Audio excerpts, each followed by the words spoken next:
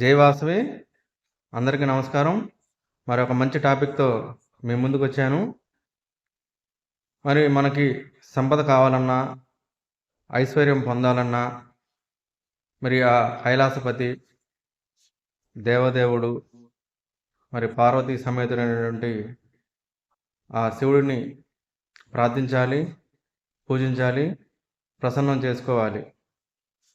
అలాగే ఆ సంపాదించిన సంపద గానీ, పొందిన ఐశ్వర్యం గానీ అనుభవించే అర్హత కావాలి అంటే మరి ఆ వైకుంఠపతి, లక్ష్మీ సమేతుడైనటువంటి విష్ణుమూర్తిని మనం పూజించాలి. ప్రసన్నం చేసుకోగలిగితే కనుక మన సంపాదించిన సంపద, ఐశ్వర్యం మనం అనుభవించగలుగుతాం. ఫ్రెండ్స్, మనం ఐశ్వర్యం కావాలంటే ఐశ్వర్యకారకుడు శివుడిని, మరి మనం ఆ ఐశ్వర్యాన్ని ఖర్చు పెట్టడానికి, మంచి కార్యక్రమాలను ఉపయోగించడానికి అహంకార ప్రియుడైనటువంటి విష్ణుమూర్తిని కనుక మనం ఎప్పుడు కూడా ఈ కలియుగంలో ప్రార్థిస్తూ ఉంటే మనకి మంచి కలుగుతుంది.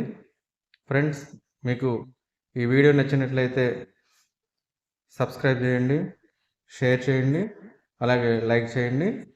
మళ్ళీ ఇంకొక మంచి వీడియోతో మనం కలుద్దాం. జై హింద్, జై వాసవి.